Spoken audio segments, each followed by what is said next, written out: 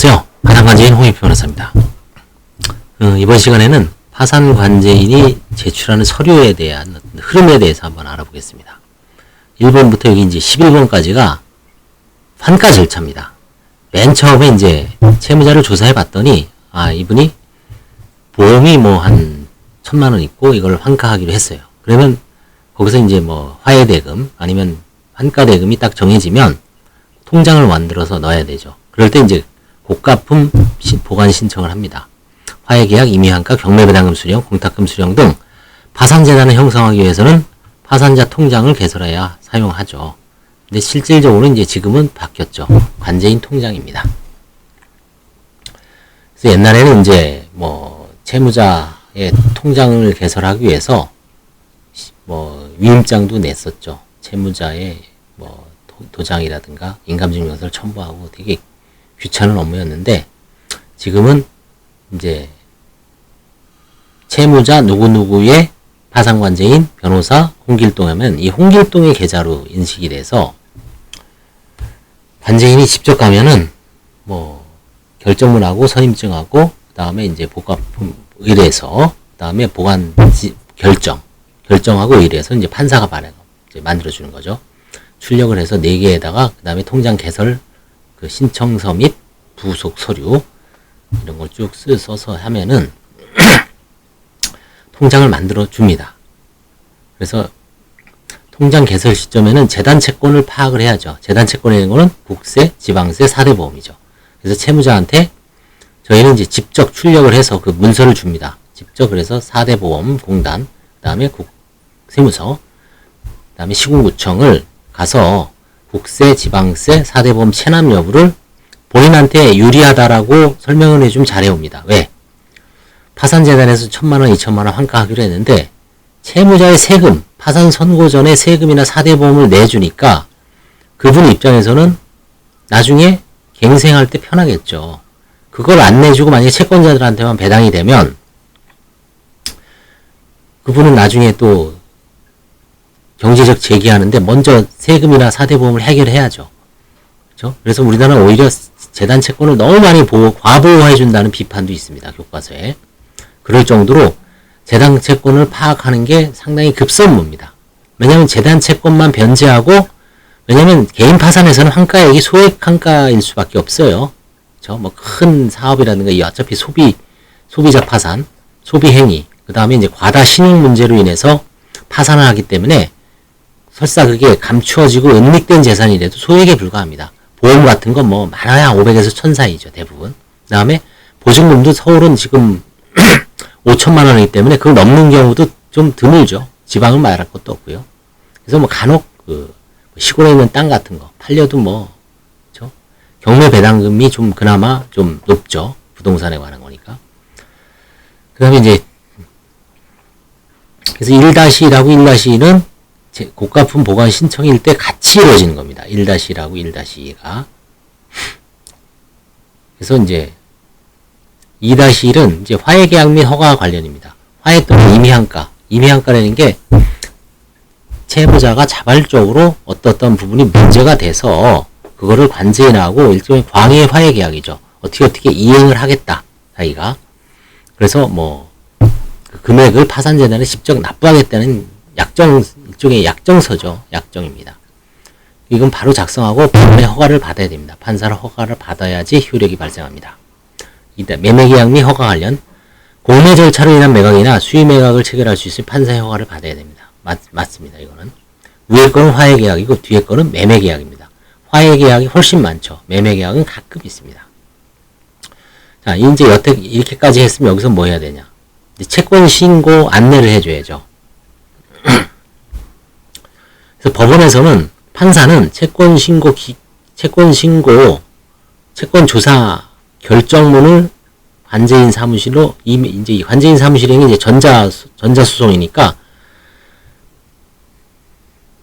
송달을 해줍니다. 그러면 반드시 그거를 체크하고 있다가 결정문을 출력을 해서 관제인은 그 결정문은 실무관한테 보낼 필요 없고 실무관한테 채권 신고 안내문을 채무자별로 만들어서 관제인 실무관에게 메일로 발송하면 법원에서는 그거를 실무관이 최종적으로 출력을 해서 채권자들한테 보냅니다. 채권 신고는 법원에서 보내고 법원으로 접수가 되고 다만 시부인만 관제인이 이제 사본을 출력을 해서 예전에는 이제 원본을 다 갖다가 받고 해야 되는데 지금은 전자수송이니까 법원에 갈 필요 없죠. 그냥 전자수송에서 채권 신고서 6부 정도, 뭐 보통 6명에서 한 10명 정도 하더라고요.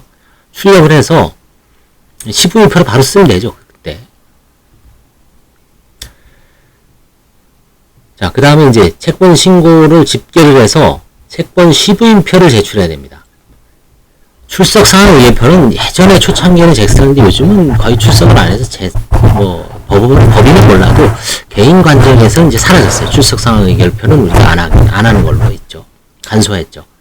그래서 채권 조사 기일 일주일 전에 시부인표를 작성하여 법원에 제출하지만 이게 문제가 뭐냐면 채권 신고 기간 이후에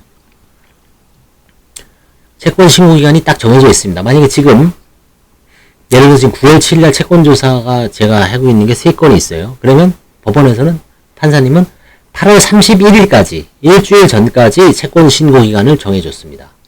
자, 근데 그럼 8월 31일 이후에 전 신고한 거는 무효냐? 아닙니다. 무효는 아니고 받아줍니다. 그래서 다 반영을 해. 9월 7일날 그 시부인표 반영을 하되 판사가 법정에서 한 말씀 하시죠.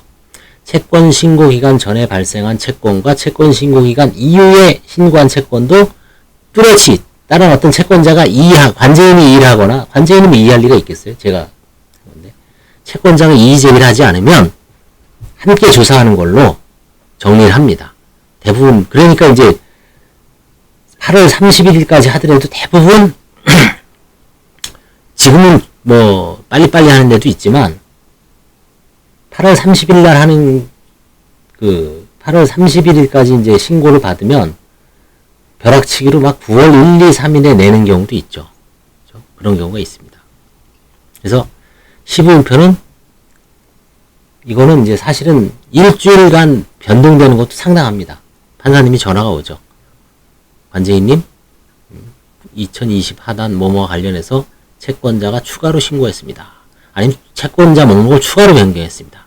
그럼 그때 시부인을 연기해버리죠. 아니면 이제 채권 신고는 이제 하되 시인하는 걸로 시부인표 사업 제출하고요. 5번이 이제 시부인표까지 마치면은 이제 채권 조사는 다 끝난 겁니다. 그래서 이의가 있으면 이의 통지서는 마찬가지로 이것도 관제인이 작성해서 법원 실무관한테 주면 실무관이 이의 통지서는 법원에서 발송하는 겁니다. 관제인이 아닙니다. 그 다음에 이제 관제인이 보수 신청, 관제인 보수는 재단 채권 중에서 가장 먼저 변제돼야 할 우선이죠. 국가 세금보다 우선이죠. 관제인 업무를 하니까. 그렇죠? 그래서 관제인 보수 신청을 합니다. 그래서 보수 결정을 위한 소명자료 제출과 예납금 재단 편의 신청합니다. 예납금은 뭐냐면 채무자분들이 파산 신청할 때 최초에 내는 돈이 있죠. 15만원, 30만원, 50만원, 많은 경우 70만원, 많은 경우 뭐 200만원, 150만원, 300만원도 내는 경우도 있죠. 사안에 따라 다 케바케입니다. 그래서 그것도 원래는 예납금은 민사보강금입니다. 실제 그 성질이. 그래서 그거를 파산자 통장에 편입 신청을 해서 판사가 허가를 하면 그거는 법원 이제 이 송금계에서 관제인 통장으로 쏴줍니다. 그래서 그거 딱 들어오면 이제 보수 신청을 하죠. 보수 신청을 할 때는 보수 결정에 대한 소명자료 제출. 그동안 관제인이 한 일을 몇 줄 정도 이제 핵심적인 걸 요약을 합니다. 뭐 소송을 했다든지 부인 소송을 했다든지 매각 공고를 해갖고 부동산을 팔았다든지 경매 배당금을 수령했다든지 보험 계약에 대해서 화해 계약을 했다든지 보증금에 대해서 일부 환가를 했다든지 그 다음에 이혼 재산 분할에 대해서 배우자와 뭐 얼마를 받기로 화해를 했다든지 제가 이제 쭉 1번부터 한 10몇 번까지 했던 거 있죠. 그런 재산별로 아니면 뭐 자동차를 매각을 했다든지 그렇죠? 아니면 상속 협의 분할을 한 당사자와 그 협의를 했다든지 화해를 했다든지 그런 모든 그 보수 결정에 의한 행위를 이제 요약을 하면 판사가 그 어떤 관제인의 행위의 어떤 경중에 따라서 보수를 증감할 수 있기 때문에 그거를 요구하고 있죠. 자, 그 다음 여기서 이제 분기가 됩니다. 6-1과 6-2. 6-1은 돈이 재단 채권 변제하기에도 부족하고 아니면 재단 채권만 딱 변제하면 끝난다. 채권자가 나눠줄 돈이 없는 겁니다. 예를 들어서 환가를 500만원 했는데 국세가 300 밀리고 보험료를 500만원 밀렸어. 그럼 800만원 빼야 안 되잖아요. 500만원 중에 관제인 보수 빼고 나머지 350을 n분의 1로 또 나눕니다. 채권액에 비례해서 배당을 하죠. 그래서 이때는 재단채권 승인 신청은 무조건 들어가고요. 재단채권 변제 후 폐지하겠습니다. 절차는 채권자한테 돈 못 나눠준다는 얘기죠. 채권자 배당 절차가 없죠. 약간 좀 간단하게 끝나죠. 그쵸? 간단하게 끝나죠. 15일은 안 해도 되니까. 그쵸? 여기서. 이 6-1은 결국은 위에서 이제 넘어오죠. 3, 4를 생략한 거죠. 3, 4를 생략한 게 6-1로 연결되는 겁니다. 자, 그 다음 6-2는 다 거쳐온 거죠. 3, 4, 5까지. 이때는 채무배당 허가는 똑같고요. 재단채권 승인 신청도 마찬가지고 채권자 배당 절차가 있습니다. 그래서 이제 좀 더 여기서 끝나는 건 바로 끝나는데 이거는 한 최소 2달, 좀 심하면 한 3달, 넉넉 잡고 3달. 그래서 여기까지 이제 채무배당을 판사가 재단채권 승인하고 보수결정을 승인하는 거죠. 보수결정 승인하고 재단채권, 뭐 세금이라든가 이런 거 다 승인하면 관제인은 이 법원의 파산자 통장에 들어있는 돈이 임치금이죠. 돈을 맡겨놓은 거란 말이에요. 은행에. 임치금 반환. 그걸 반환 받아서 계좌를 해지해서 돈을 나눠줍니다. 나눠주는 신청을 해야 돼요. 요거를. 일정한 기간 후에. 그래서 이제 관제인 보수하고 세무서에 돈을 납부를 하고 있다가 이제 배당액을 통지합니다. 채권자들에게 배당액을 팩스로 통지해 줍니다. 이 배당액 통지가 무서운 게 한번 배당액이 통지가 되면 구체적 배당 청구권이 확정이 돼서 관제인이 통지를 잘못했습니다. 죄송합니다. 새로 하겠습니다. 라고 뭐 하면은 손해배상 해줘야 됩니다. 일단 통지가 딱 들어가는 순간은 확정되는 건 판결하고 똑같은 효력이 있어요. 이론적으로. 그래서 배당액 통지가 상당히 중요합니다. 물론 이제 그 전에 스크린 되겠죠.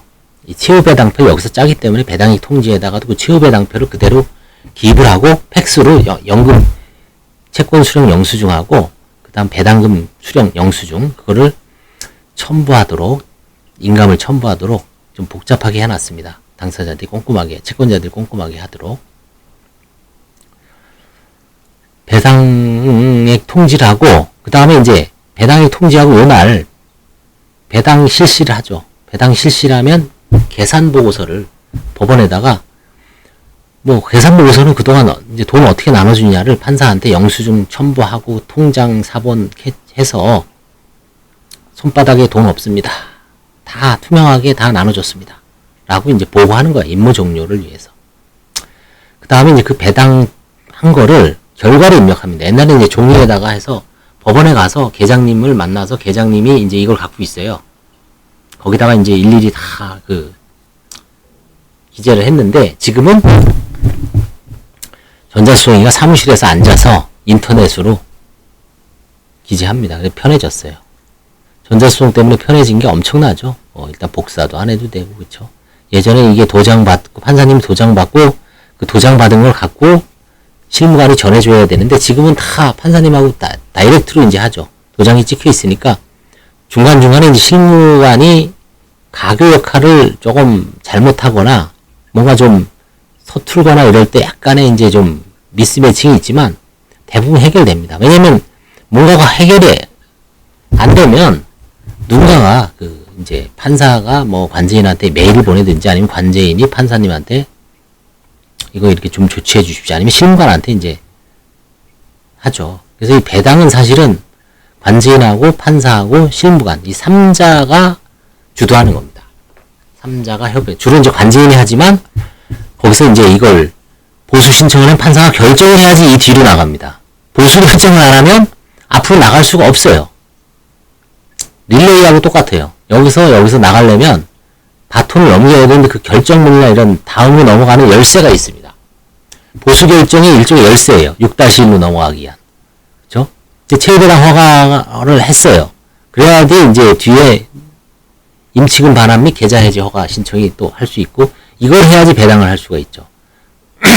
배당을 해야지 배당액 통지를 하고, 배당을 해야지 배당 결과 입력을 하죠. 그렇죠? 배당액 통지가 안 되면 배당도 할 수 없죠. 계산보고서 작성할 수 없죠. 계산보고를 해야지 배당액 입력하고. 자, 그 다음에 10까지 오면 맨 마지막에 이제 폐지하고 종결이죠. 폐지는 채권자들의 돈을 나눠주지 않고 끝난 거고, 그 다음에 종결은 채권자들한테 돈을 나눠주고 끝난 거고, 그쵸? 이런 식으로 해서 쭉 1-1부터 이 사건은, 이런 사건은 일반인 채무자들 입장에서는 그래도 알고 있어야 돼요. 왜냐면, 이제, 본인 사건이 그냥 바로 면책되는 사람이야. 이제 뭐, 룰을 알라죠. 면책 결정을 받고, 제가 찍어놓은 면책, 예금 압류해서 좀 써먹어야 되잖아요. 그쵸? 그럴 때 서로 4개가 필요하다 그랬죠. 6개까지 총. 그걸 보고 열심히 해서 한번 해보십시오. 몇십만 원 아껴보십시오. 자, 근데, 뭔가 뭐 환가가 되고, 뭐 내가 뭐 경매가 돼 있고, 뭐 부동산을 매각해야 된다고, 또 엄마가 무슨 뭐 상속을 한 거에 대해서 무슨 관제인이 부인 청구를 한다는 등, 이런 사건이 있어요. 근데 그런 사건에 대해서는 관제인만 적대시할 필요가 없어요. 그죠? 공부를 해야죠. 이런 데 들어와서. 그래서, 내가 지금 어느 단계에 위치해 있구나. 내가 지금, 이거를 이제 뭐 감시할 필요는 없지만, 대략 그 사이트에 들어가면 쭉 있어요, 이게. 이게 다 나옵니다. 시부인표 언제 제출했는지, 채권조사 언제 돼 있는지, 관제인이 임치금 반환 및 계좌 해지 허가 신청을 어떻게 했는지. 그래서 이거에 따라서, 뒤로 나가고 있구나. 뭔가 하나가 꼬여갖고 관제인이 보수 신청을 했는데, 보수 결정이 없다. 그쵸? 그 다음에 폐지가 되고, 종료가 되고, 이런 게 다 나오죠. 그래서, 비록 소수지만, 1-20% 정도 빼냐 안 될 거예요. 실질적으로. 전체 평균은. 1-20% 정도 되는 채무자들은 자기 사건이 이제 환가 사건이기 때문에 이 1-1부터 10까지, 11까지 쭉 1년의 절차를 이제 제가 오늘 총체적으로 설명하고 하나하나씩 한번 조금이나마 이제 뭐 다 했잖아요. 할 거는. 그쵸? 교과서도 다 읽었고, 그쵸? 교재도 다 읽었고, 환가 사례 다 했고, 그쵸? 그 다음에 면책 사례 뭐 워낙 많이 해갖고 거의 한 1000개 이상 해서, 근데 더 이상 똑같은 거잖아요. 그쵸? 똑같은 거 빨리 끝내고, 근데 이제, 요런 거, 좀 안 해본 거, 그쵸? 다른 데서는 구경할 수 없는 거, 그쵸? 요런 거 이제, 이것도 직원이 잘 정리했으니까 제가 써먹는 거죠. 그쵸? 직원이. 잘 정리하셨어요. 우리 실장님이. 이거 보고 딱 하니까 제가 한 4일 정도 하니까, 일주일 하니까 싹, 거의 마스터는 아니고, 쭉 읽겠더라고요. 그리고 이제 2주, 한 3주 정도 하니까, 이제 좀 어느 정도 혼자 하고, 그냥, 그 다음에 이제 계속, 왜냐면 이제 시스템대로 하면 되거든요. 그래서 오늘은, 이번 시간에는 관제인이 환가와 관련된 프로세스에 대해서 한번 대략적으로 일단 총론적으로 알아보고, 다음에는 이제 요 밑에 거, 부수적인, 환가를 하기 위한 또 걸리적거리는 거를 제거를 해야 돼요. 잡초를 뽑아야 돼요. 이 잡초의 일종의. 그 부분을 한번 동영상을 한번 해설을 해보겠습니다. 감사합니다.